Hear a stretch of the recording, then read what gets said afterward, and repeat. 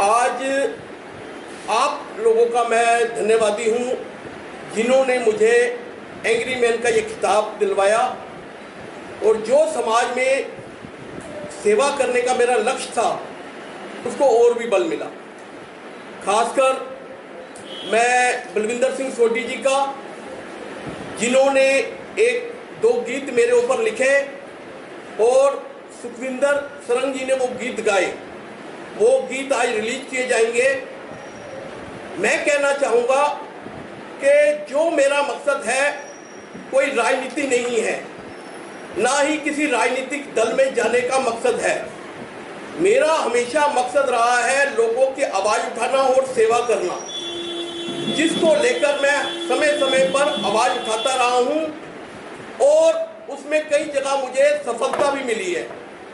चाहे वो महंगाई हो, भ्रष्टाचार हो, अंतर्वाद हो, बच्चों के दाखिले का हो, कॉलेज में हो, स्कूल फीस का हो, या देश विदेशों में कहीं पर भी हमारे भारतीयों को कोई दिक्कत आई हो, उसके खिलाफ मैंने हमेशा आवाज़ उठाई है और सरकारों ने सुना भी है। आपको याद होगा जिस समय महारानी एलिजाबेथ भारत आई तो वहाँ पर पगड़ी की समस्या थी जो फौजियों को, तो उसको हमने मांग रखी। तो महारानी एलिजाबेथ ने वहाँ से हमें एक पत्र आया जिन्होंने ये कहा गया कि आपकी मांग को मान लिया गया।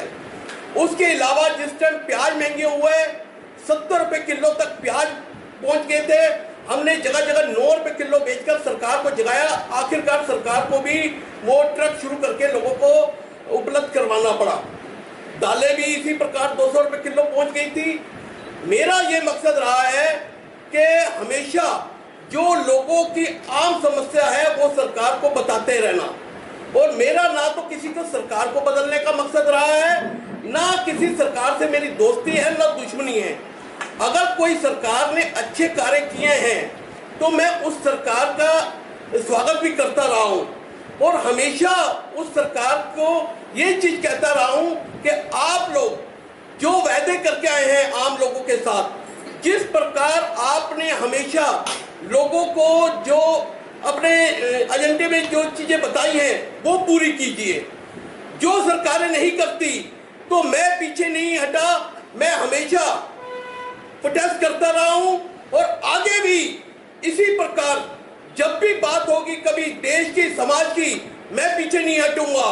आपने देखा जिस टाइम आतंकवादियों ने हमारे फौजियों को शहीद कर दिया तो सबसे पहले मैं ही था जंतर मंतर पे खड़ा होकर विरोध करने वाला, और सरकार को इतना मजबूर कर दिया कि सरकार को एयर स्ट्राइक करनी पड़ी और सरकार ने मुंह तोड़ जवाब दिया पाकिस्तान को और उसका भी हमने स्वागत किया। हम ये कहना चाहते हैं ये सरकारें अपनी हिम्मत को क्यों भूल जाती हैं, हमारे फौजियों को क्यों नहीं सुलभ देती, हमारे फौजियों को क्यों नहीं ताकत देती। जब भी कोई आतंकवादी घटना आती है तो ये सोचिए कि उस समय क्यों हमारे फौजियों को यहाँ से आर्डर लेने पड़ते हैं। उन फौजियों को पूरी छूट होनी चाहिए कि जाकर मुंह तोड़ जवाब दें, चाहे वो चाइना हो चाहे पाकिस्तान हो। हमारे फौजी हर जगह अपनी हिम्मत से जीत कर आए हैं और उनको धूल चटा कर आए हैं। इसी प्रकार आज देखिए सरकार बात करती है बच्चों को शिक्षा दो, शिक्षा दो। कहां से बच्चों को शिक्षा दे?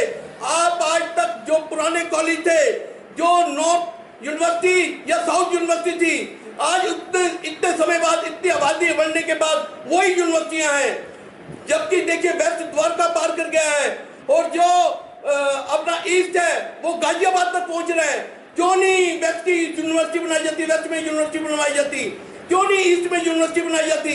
ये सिर्फ ये लोग चाहते हैं वो प्राइवेट कॉलेजों की मोनोपोली रहे, वो पैसा कमाएं और वो लोगों को लूटते रहे। नहीं, ये हम कभी नहीं होने देंगे। हमारा ये मकसद है कि हर जगह कॉलेज होने चाहिए।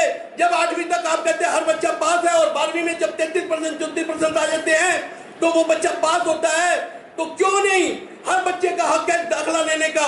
हर बच्चे को वो चाहिए कि जिस प्रकार भी उसके नंबर आते हैं उसको हर कॉलेज में दाखिला मिले, क्योंकि जब तक हमारे बच्चों को शिक्षित नहीं होंगे तो हमारा देश विकास नहीं कर सकता।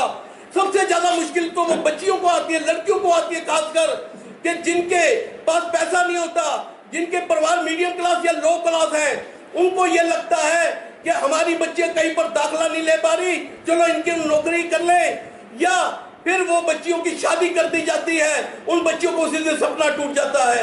अरे हम कहते हैं बच्चियों को पढ़ाओ पढ़ाओ, सरकारें क्यों नहीं कॉलेज खोलती?